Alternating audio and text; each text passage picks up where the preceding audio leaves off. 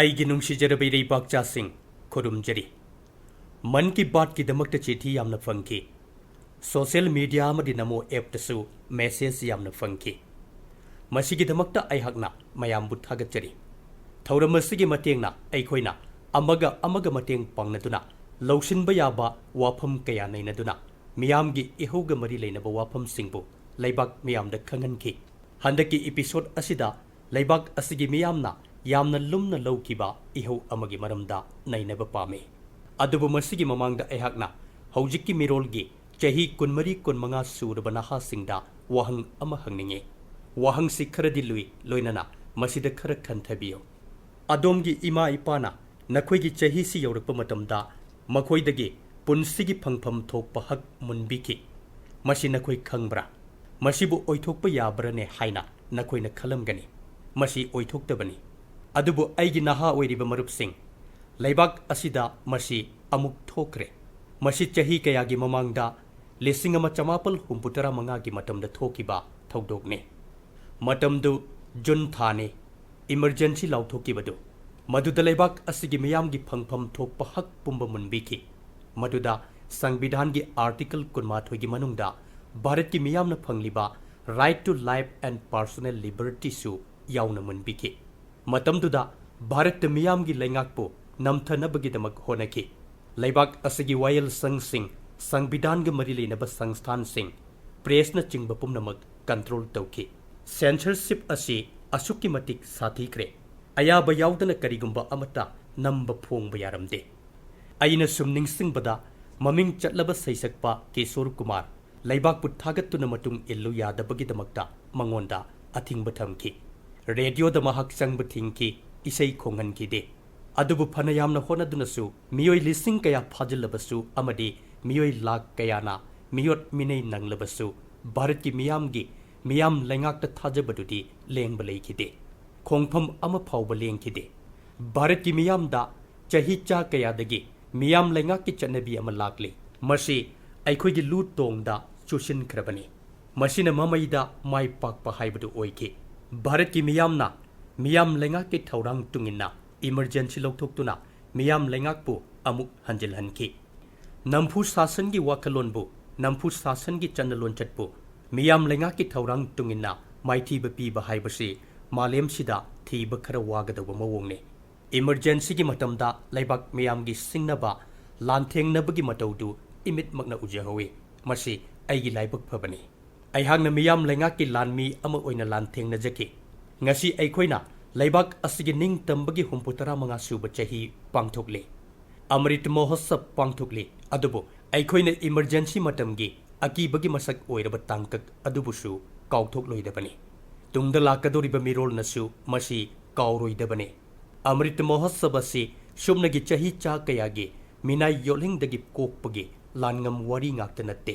तविगुमसुंग निंग तमलब मतुंगी चही 35गी खोंगचतसु यावरिबनी पुवारीगी मरुओइब खोंगथांग कयादगी तमलदुना अैखोय लाक्ले अैगे नुंगसिजरब इरैबाकचासिंग अैखोय मयामगी मरक्ता इसासी अतियाग मरि लेनबगी वाखल खंदब मी यावरमलोय अंगांग ओइरिङैदा अतियादा थोकलिबा था थवानगी वारीदा पुकनिंग लुपनै नाहासिंगीदमक्तदी अतियाबु खुदना थेंगबा हाइबसि मंगजब मंगलान मंग फाउनबगा चांगदमनरिबनी ngasi अैखोयगी भारतना हिरम खुदिंगदा माय पाकपगी खोंजेलना अतिया से नेले मसिदा अतिया अमदि मालंग तरंग असि करमना लेहौनी हौकिबा मतम खरसिदा अैखोयगी लेबाकता स्पेस सेक्टरगा मरि लेनबा अचौब थबक कया पांगथोकले लेबाक असigi थोइदोप थबक कयागी मनुंगदा इन स्पेस कौबा एजेंसी अमा सेमबगिसु थोइदोप अमने मसिगी एजेंसी असिना स्पेस सेक्टरदा भारत की प्राइवेट सेक्टर गिदबक अनौब खुदोंग चाब कया प्रमोट तौरी मसी हौरकपसिना अैखोयगी लेबाककी नाहासिंगबु थोइदोक हेंदोकना पुकनिंग सिंगसिले अैहांगना नाहा कयादगी मसिगे मरि लेनबा पाउजेल कया फंगले नुमित खरनिगी ममांगदा अैहांगना इन स्पेस की हेडक्वार्टर मियामदा सिनबगी थौरमदा चटलुई मदुदा नाहा कयागी स्टार्टअप की वाखलोन अमदि थौनाबु उब फंगी अैहांगना मखोयगे कुइना वारी सानकी मयामसु मखोयगी स्पेस स्टार्टअप की मसिंग अमदि स्पीड टू उबदा यामना ngakpa फावगनी ꯉꯁꯤꯗꯒꯤ ꯆꯍꯤ ꯈꯔꯒꯤ ꯃꯃꯥꯡꯗꯗꯤ ꯑꯩꯈꯣꯏꯒꯤ ꯂꯩꯕꯥꯛꯇ ꯁ꯭ꯄꯦꯁ ꯁꯦꯛꯇꯔꯗ ꯁ꯭ꯇꯥꯔꯠ ꯑꯞꯀꯤ ꯋꯥꯐꯝꯁꯤ ꯀꯅꯥꯅꯁꯨ ꯈꯟꯅꯔꯝꯗꯦ꯫ ꯉꯁꯤꯗꯤ ꯃꯁꯤꯒꯤ ꯃꯁꯤꯡꯁꯤ 100 ꯍꯦꯟꯅ ꯂꯩꯔꯦ꯫ ꯃꯈꯣꯏꯁꯤꯡ ꯑꯁꯤꯅ ꯁ꯭ꯇꯥꯔꯠ ꯑꯞꯀꯤ ꯇꯣꯉꯥꯟ ꯇꯣꯉꯥꯟꯕ ꯋꯥꯈꯜꯂꯣꯟꯗ ꯊꯕꯛ ꯇꯧꯔꯤ꯫ ꯃꯁꯤꯒꯤ ꯃꯔꯝꯗ ꯍꯥꯟꯅꯗꯤ ꯀꯅꯥꯃꯠꯇꯅ ꯈꯟꯅꯔꯝꯗꯦ, ꯑꯗꯨꯒ ꯄ꯭ꯔꯥꯏꯚꯦꯠ ꯁꯦꯛꯇꯔꯒꯤꯗꯃꯛꯇꯗꯤ ꯃꯁꯤ ꯁꯨꯡꯑꯣꯏ ꯑꯣꯏꯊꯣꯛꯇꯕꯅꯤ꯫ ꯈꯨꯗꯝ ꯑꯣꯏꯅ ꯍꯥꯏꯔꯕꯗ ꯆꯦꯟꯅꯥꯏ ꯑꯃꯁꯨꯡ ꯍꯥꯏꯗ꯭ꯔꯕꯥꯗꯇ ꯁ꯭ꯇꯥꯔꯠ ꯑꯞ ꯑꯅꯤ ꯂꯩ, ꯑꯒꯅꯤꯀꯨꯜ ꯑꯃꯗꯤ ꯁ꯭ꯀꯥꯏꯔꯨꯠ꯫ ꯃꯁꯤꯒꯤ ꯁ꯭ꯇꯥꯔꯠ ꯑꯞꯁꯤꯡ ꯑꯁꯤꯅ ꯁ꯭ꯄꯦꯁꯇ ꯑꯄꯤꯛꯄ ꯄꯦꯂꯣꯗꯁ ꯄꯨꯅꯕꯒꯤꯗꯃꯛ ꯂꯣꯟꯆ ꯚꯦꯍꯤꯀꯜ ꯁꯦꯝꯒꯠꯂꯤ꯫ ꯃꯁꯤꯒꯤ ꯃꯇꯦꯡꯅ ꯁ꯭ꯄꯦꯁ ꯂꯣꯟꯆꯤꯡꯒꯤ ꯃꯃꯜꯁꯤ ꯌꯥꯝꯅ ꯍꯟꯊꯍꯟꯒꯅꯤ ꯍꯥꯏꯅ ꯊꯥꯖꯅꯔꯤ꯫ ꯑꯁꯨꯝꯅ ꯍꯥꯏꯗ꯭ꯔꯕꯥꯗꯀꯤ ꯑꯇꯣꯞꯄ ꯁ꯭ꯇꯥꯔꯠ ꯑꯞ ꯙ꯭ꯔꯨꯕ ꯁ꯭ꯄꯦꯁ ꯁꯦꯇꯦꯂꯥꯏꯠ ꯗꯤꯄ꯭ꯂꯣꯌꯔ ꯑꯃꯗꯤ ꯁꯦꯇꯦꯂꯥꯏꯠꯀꯤꯗꯃꯛ ꯍꯥꯏ ꯇꯦꯛꯅꯣꯂꯣꯖꯤ ꯁꯣꯂꯔ ꯄꯦꯅꯦꯜꯁꯤꯡꯗ ꯊꯕꯛ ꯇꯧꯔꯤ꯫ ꯑꯩꯍꯥꯛꯅ ꯁ꯭ꯄꯦꯁꯀꯤ ꯂꯦꯝꯈꯥꯛ ꯑꯃꯣꯠꯄꯁꯤꯡꯕꯨ ꯊꯤꯕꯒꯤ ꯊꯕꯛ ꯇꯧꯔꯤꯕ ꯁ꯭ꯄꯦꯁ ꯁ꯭ꯇꯥꯔꯠ ꯑꯞ ꯗꯤꯒꯟꯇꯔꯥꯒꯤ ꯇꯟꯕꯤꯔ ꯑꯍꯃꯗꯀꯁꯨ ꯎꯅꯔꯛꯏ꯫ ꯑꯩꯅ ꯃꯉꯣꯟꯗ ꯁ꯭ꯄꯦꯁꯀꯤ ꯂꯦꯝꯈꯥꯛ ꯑꯃꯣꯠꯄꯁꯤꯡ ꯑꯁꯤꯕꯨ ꯁꯦꯡꯗꯣꯛꯅꯕ ꯇꯦꯛꯅꯣꯂꯣꯖꯤ ꯑꯃ ꯄꯨꯊꯣꯛꯅꯕ ꯊꯕꯛ ꯇꯧꯅꯕꯒꯤꯗꯃꯛ ꯆꯦꯂꯦꯟꯖ ꯇꯧꯈꯤ꯫ ꯗꯤꯒꯟꯇꯔꯥ ꯑꯃꯗꯤ ꯙ꯭ꯔꯨꯕ ꯁ꯭ꯄꯦꯁ ꯑꯅꯤꯃꯛꯁꯤ ꯖꯨꯟꯒꯤ 30ꯗ ꯏꯁꯔꯣꯒꯤ ꯂꯣꯟꯆ ꯚꯦꯍꯤꯀꯜꯗꯒꯤ ꯑꯍꯥꯟꯕ ꯑꯣꯏꯅ ꯂꯣꯟꯆ ꯇꯧꯒꯗꯧꯔꯤ꯫ ꯃꯇꯧ ꯑꯁꯨꯝꯅ ꯕꯦꯡꯒꯂꯣꯔꯒꯤ ꯁ꯭ꯄꯦꯁ ꯁ꯭ꯇꯥꯔꯠ ꯑꯞ ꯑꯦꯁꯇ꯭ꯔꯣꯝꯒꯤ ꯐꯥꯎꯟꯗꯔ ꯅꯦꯍꯥꯁꯨ ꯑꯉꯛꯄ ꯑꯅꯧꯕ ꯑꯥꯏꯗꯤꯌꯥ ꯑꯃꯗ ꯊꯕꯛ ꯇꯧꯔꯤ꯫ ꯃꯁꯤꯒꯤ ꯁ꯭ꯇꯥꯔꯠ ꯑꯞ ꯑꯁꯤꯅ ꯐ꯭ꯂꯦꯠ ꯑꯦꯟꯇꯦꯅꯥ ꯁꯥꯔꯤ꯫ ꯃꯁꯤ ꯄꯤꯛꯄꯗ ꯅꯠꯇꯅ ꯄꯩꯁꯥꯁꯨ ꯌꯥꯝꯅ ꯆꯪꯂꯣꯏꯗꯧꯔꯤ꯫ ꯇꯦꯛꯅꯣꯂꯣꯖꯤ ꯑꯁꯤ ꯃꯥꯂꯦꯝ ꯄꯨꯝꯕꯗ ꯌꯥꯝꯅ ꯄꯥꯝꯅꯔꯛꯀꯅꯤ꯫ ꯃꯔꯨꯞꯁꯤꯡ, ꯏꯟ ꯁ꯭ꯄꯦꯁꯀꯤ ꯊꯧꯔꯝꯗ ꯑꯩꯍꯥꯛ ꯃꯦꯍꯁꯅꯥꯒꯤ ꯁ꯭ꯀꯨꯜ ꯃꯍꯩꯔꯣꯏ ꯑꯣꯏꯔꯤꯕꯤ ꯏꯆꯥꯅꯨꯄꯤ ꯇꯟꯕꯤ ꯄꯇꯦꯜꯒꯁꯨ ꯎꯅꯖꯔꯛꯈꯤ꯫ ꯃꯍꯥꯛ ꯌꯥꯝꯅ ꯄꯤꯛꯄ ꯁꯦꯇꯦꯂꯥꯏꯠ ꯑꯃꯒꯤ ꯊꯕꯛ ꯇꯧꯔꯤ꯫ ꯊꯥ ꯈꯔꯒꯤ ꯃꯇꯨꯡꯗ ꯂꯣꯟꯆ ꯇꯧꯒꯗꯧꯔꯤꯕꯅꯤ꯫ ꯇꯟꯕꯤꯅ ꯑꯩꯉꯣꯟꯗ ꯒꯨꯖꯔꯥꯇꯤ ꯂꯣꯜꯗ ꯏꯔꯥꯏ ꯂꯥꯏꯅ ꯃꯍꯥꯛꯀꯤ ꯊꯕꯛꯇꯨꯒꯤ ꯃꯔꯝꯗ ꯄꯥꯎꯗꯝꯂꯛꯈꯤ꯫ ꯇꯟꯕꯤꯒꯤ ꯃꯇꯧꯒꯨꯝ ꯂꯩꯕꯥꯛꯁꯤꯒꯤ ꯆꯥꯎꯔꯥꯛꯅ ꯃꯍꯩꯔꯣꯏ 750ꯃꯨꯛꯅ ꯑꯃ꯭ꯔꯤꯠ ꯃꯍꯣꯠꯁꯕꯁꯤꯗ ꯑꯁꯤꯒꯨꯝꯕ ꯃꯈꯜꯒꯤ ꯁꯦꯇꯦꯂꯥꯏꯠ 35ꯗ ꯊꯕꯛ ꯆꯠꯊꯔꯤ꯫ ꯍꯦꯟꯅ ꯅꯨꯡꯉꯥꯏꯔꯤꯕ ꯋꯥꯐꯝꯗꯤ ꯍꯥꯏꯔꯤꯕꯁꯤꯗ ꯑꯌꯥꯝꯕ ꯃꯍꯩꯔꯣꯏꯗꯤ ꯑꯄꯤꯛꯄ ꯁꯍꯔꯗꯒꯤꯅꯤ꯫ ꯃꯔꯨꯞꯁꯤꯡ, ꯍꯥꯏꯔꯤꯕ ꯅꯍꯥꯁꯤꯡꯁꯤꯒꯤ ꯄꯨꯛꯅꯤꯡꯗ ꯆꯍꯤ ꯈꯔꯒꯤ ꯃꯃꯥꯡꯗ ꯁ꯭ꯄꯦꯁ ꯁꯦꯛꯇꯔꯒꯤ ꯋꯥꯐꯝꯁꯤ ꯁꯦꯀ꯭ꯔꯦꯠ ꯃꯤꯁꯟ ꯑꯃꯒꯤ ꯃꯇꯧꯒꯨꯝꯅ ꯐꯥꯎꯔꯛꯈ꯭ꯔꯕꯁꯤꯡꯗꯨꯅꯤ꯫ ꯑꯗꯨꯕꯨ ꯂꯩꯕꯥꯛꯁꯤꯅ ꯁ꯭ꯄꯦꯁ ꯔꯤꯐꯣꯔꯝꯁ ꯇꯧꯔꯦ꯫ ꯑꯗꯨꯗꯒꯤ ꯍꯥꯏꯔꯤꯕ ꯅꯍꯥꯁꯤꯡꯁꯤꯃꯛꯅ ꯃꯁꯥꯒꯤ ꯁꯦꯇꯦꯂꯥꯏꯠ ꯂꯣꯟꯆ ꯇꯧꯔꯔꯦ ꯉꯁꯤꯗꯤ꯫ ꯍꯧꯖꯤꯛꯇꯤ ꯂꯩꯕꯥꯛꯁꯤꯒꯤ ꯅꯍꯥꯁꯤꯡꯁꯤ ꯑꯇꯤꯌꯥꯕꯨ ꯁꯣꯛꯂꯒꯦ ꯍꯥꯏꯕꯒꯤ ꯊꯧꯔꯥꯡꯗ ꯂꯩꯔꯕꯅꯤ꯫ ꯃꯁꯤꯗ ꯑꯩꯈꯣꯏꯒꯤ ꯂꯩꯕꯥꯛꯁꯤ ꯀꯔꯝꯅ ꯍꯟꯊꯕ ꯍꯥꯏꯕꯗꯨ ꯑꯣꯏꯒꯗꯧꯔꯤꯕꯅꯣ? ꯑꯩꯒꯤ ꯅꯨꯡꯁꯤꯖꯔꯕ ꯏꯔꯩꯕꯥꯛꯆꯥꯁꯤꯡ, ꯃꯟ ꯀꯤ ꯕꯥꯠꯁꯤꯗ ꯑꯩꯍꯥꯛꯅ ꯍꯧꯖꯤꯛ ꯄꯟꯖꯒꯗꯧꯔꯤꯕ ꯋꯥꯐꯝꯁꯤ ꯇꯥꯕꯗ ꯃꯌꯥꯝ ꯁꯣꯏꯗꯅ ꯍꯔꯥꯎ ꯅꯨꯡꯉꯥꯏꯕ ꯐꯥꯎꯒꯅꯤ ꯑꯃꯗꯤ ꯊꯧꯏꯟꯁꯤꯟ ꯐꯪꯕꯤꯒꯅꯤ꯫ ꯍꯧꯈꯤꯕ ꯅꯨꯃꯤꯠ ꯈꯔꯅꯤꯁꯤꯗ ꯑꯩꯈꯣꯏꯒꯤ Olympic gold medal ꯂꯧꯔꯛꯈꯤꯕ Neeraj Chopra ꯑꯃꯨꯛ ꯍꯟꯅ ꯃꯌꯥꯝꯒꯤ ꯃꯤꯠꯌꯦꯡ ꯆꯤꯡꯁꯤꯟꯅꯤꯡꯉꯥꯏ ꯑꯣꯏꯔꯛꯂꯤ꯫ ꯑꯣꯂꯦꯝꯄꯤꯛꯀꯤ ꯃꯇꯨꯡꯗꯁꯨ ꯃꯍꯥꯛ ꯑꯃꯒꯤ ꯃꯊꯪꯗ ꯑꯃ ꯃꯊꯪ ꯃꯥꯏ ꯄꯥꯛꯇꯨꯅ ꯑꯅꯧꯕ ꯃꯤꯡꯆꯠ ꯀꯌꯥ ꯊꯝꯂꯛꯂꯤ꯫ ꯐꯤꯟꯂꯦꯟꯗ ꯅꯤꯔꯖꯅ ꯄꯥꯚꯣ ꯅꯨꯔꯃꯤ ꯒꯦꯝꯁꯇ ꯁꯤꯜꯚꯔ ꯂꯧꯔꯛꯂꯤ꯫ ꯃꯁꯤꯗꯁꯨ ꯅꯠꯇ꯭ꯔꯤ, ꯃꯍꯥꯛ ꯃꯁꯥꯃꯛꯅ ꯃꯁꯥꯒꯤ ꯖꯦꯚꯂꯤꯟ ꯊ꯭ꯔꯣꯒꯤ ꯔꯦꯀꯣꯔꯗ ꯊꯨꯒꯥꯏꯔꯤ꯫ ꯀ꯭ꯋꯥꯔꯇꯦꯟ ꯒꯦꯝꯁ ꯅꯤꯔꯖꯅ ꯑꯃꯨꯛꯀꯁꯨ ꯍꯟꯅ goal ꯂꯧꯔꯛꯇꯨꯅ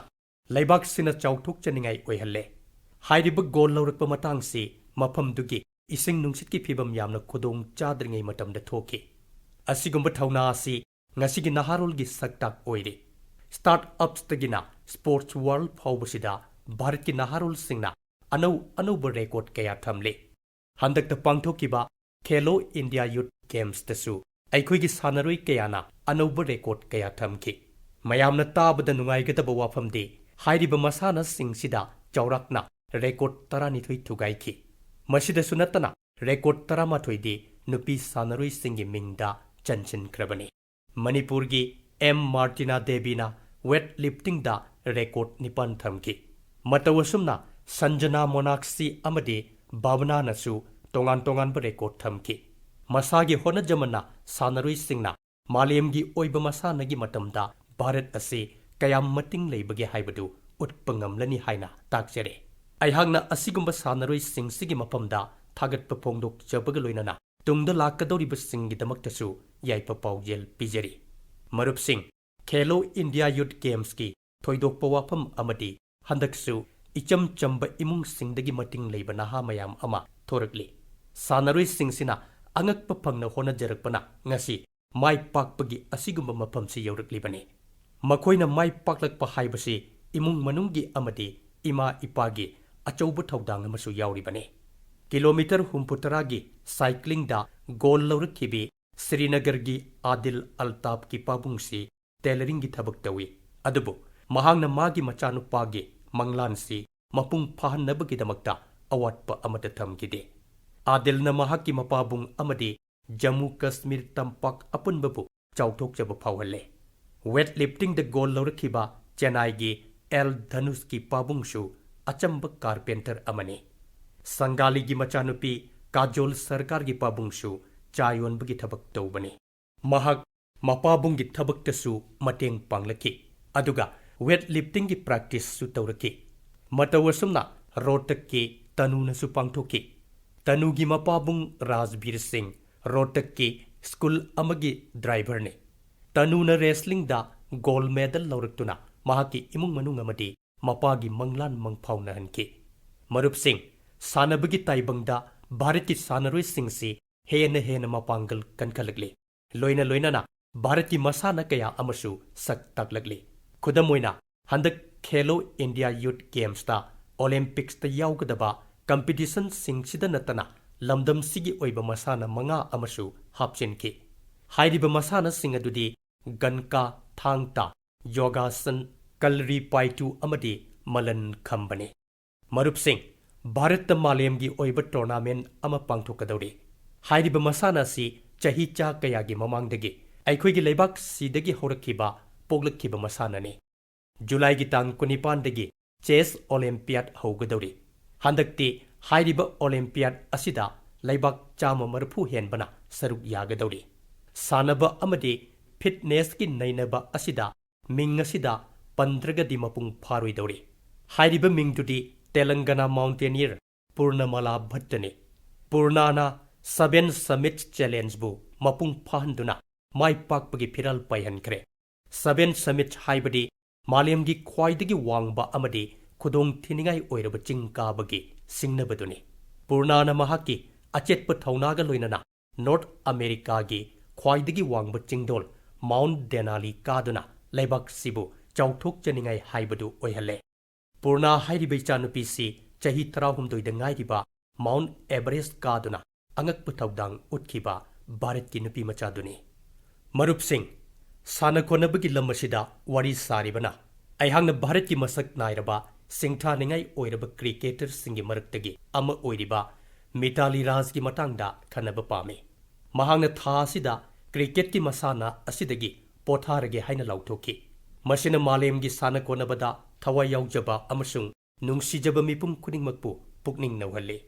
Mithali sumnatagi hei singlaba sanaroi ama oibata natana sanaroi kayagi tamjanafam amasu oiri. Aihangna Mithali da tungi punsida nungai yaipaba oirasanu haina isorgi mafamda thaunijari. Aigi nungsijarabay reibaksa sing aihangna Mann Ki Baat thauramda West to Well ka mari leinaba khongthang kayagi matangda haidunata lakli.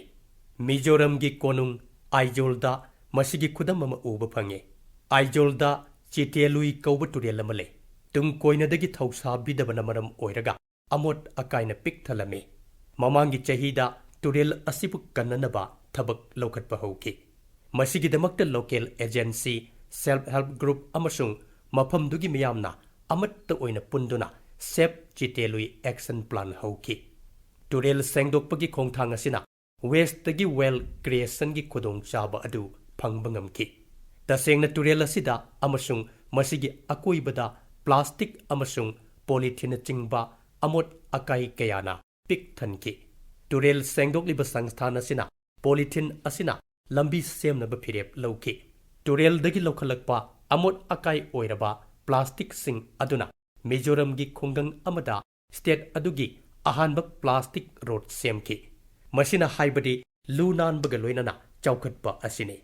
Marup Singh matau asumna Puducherry gi naha singna self-help sangsthan singa khusamnaraga khongthang ama laukhatki. Puducherry samudra mapanda taba lamne.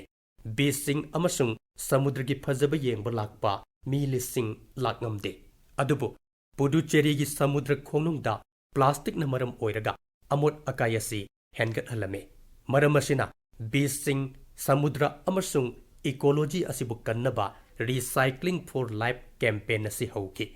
ꯉꯁꯤꯁꯨ ꯄꯨꯗꯨꯆꯦꯔꯤꯒꯤ ꯀꯔꯥꯏꯀꯣꯜꯗ ꯑꯃꯣꯠ ꯑꯀꯥꯏ ꯀꯦꯖꯤ ꯂꯤꯁꯤꯡ ꯂꯤꯁꯤꯡ ꯈꯣꯝꯒꯠꯂꯤ꯫ ꯃꯁꯤ ꯁꯦꯒ꯭ꯔꯤꯒꯦꯠ ꯑꯃꯨꯛ ꯇꯧꯊꯣꯛꯏ꯫ ꯃꯁꯤꯗ ꯐꯪꯂꯛꯄ organic ꯋꯦꯁꯁꯤꯡ ꯑꯁꯤꯅ ꯍꯥꯔ ꯑꯣꯏꯅ ꯁꯤꯖꯤꯟꯅꯩ꯫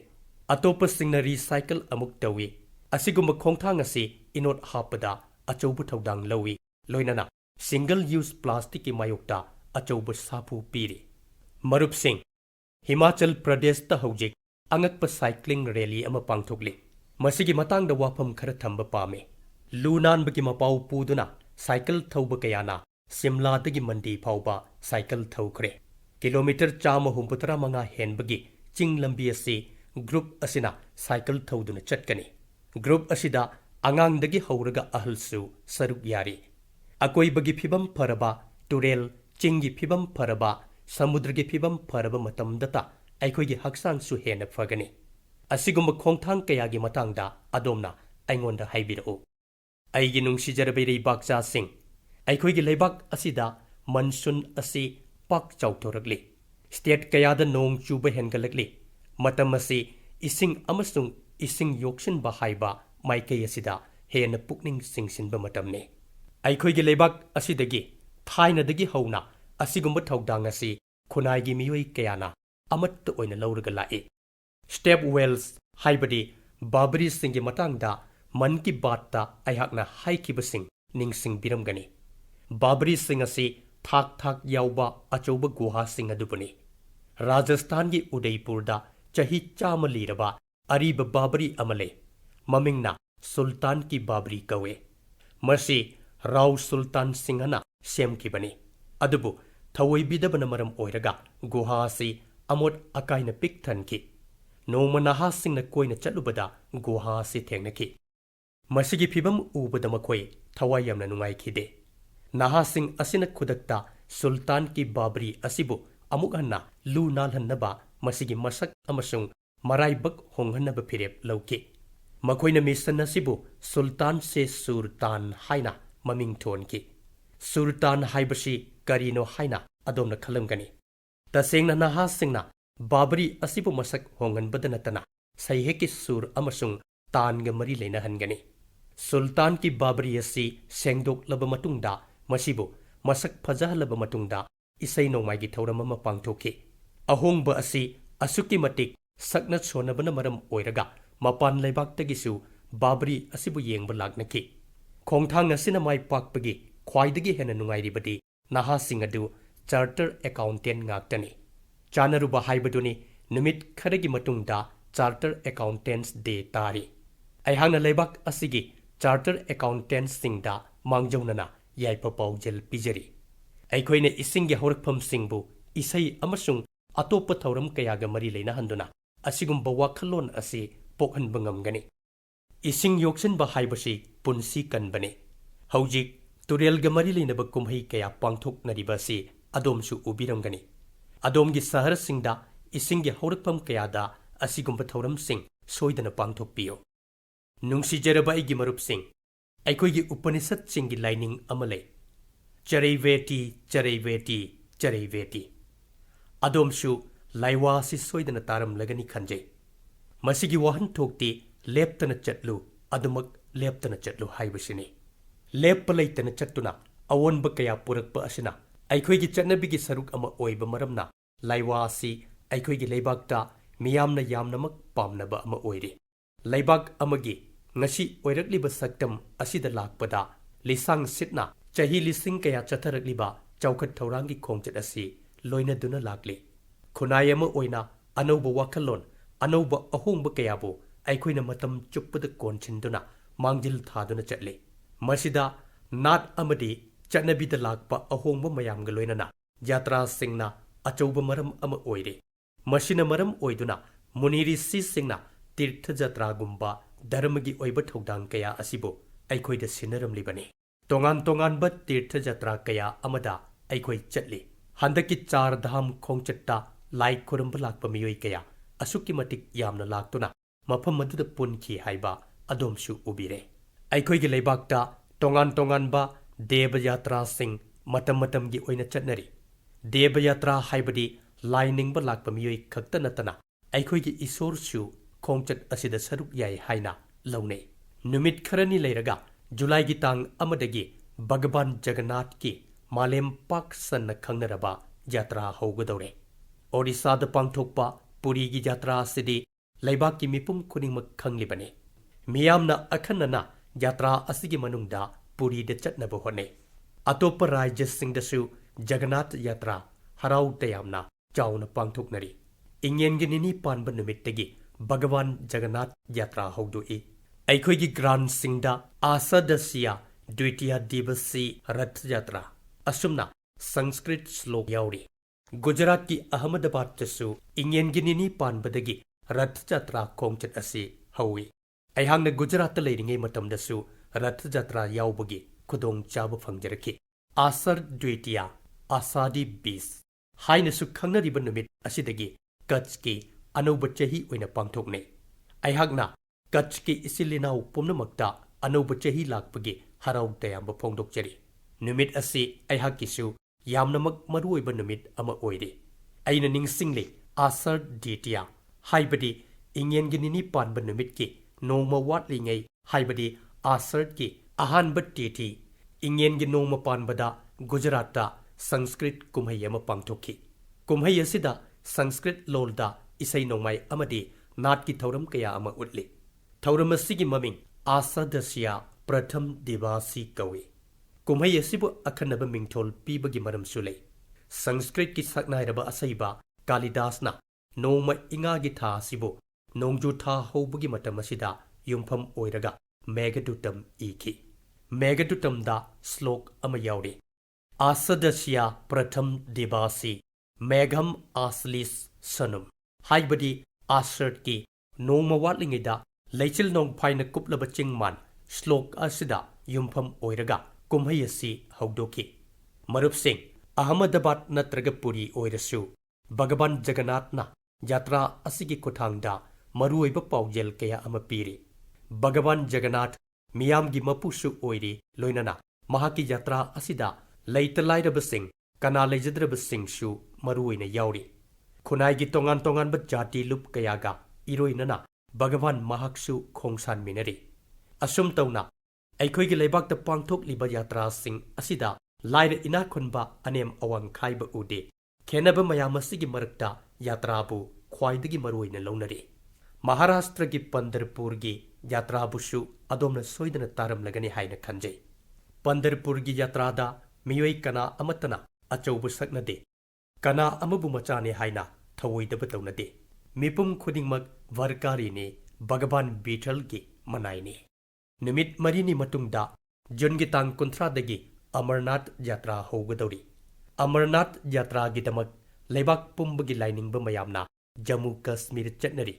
Jammu Kashmir gi miyamna yatra asigi damak thawai yauna thaudang lawi loinana laifam asida lai khuramba lakpa mipum khudingmakki mateng pangli marup sing kha bharatta Sabrimala Yatrabu Asumna Maruina Launari Yatra Asida Sabrimala gi Chingdol de Leiba Bhagavan Athappabu Kurumba Pangjanaba Jangalna Nak Yeta Yomduna Leramba Lambi Sing Landuna Chatlamba Matamdagi Haurakiba Yatra Asi Adumak Chathaduna Lakle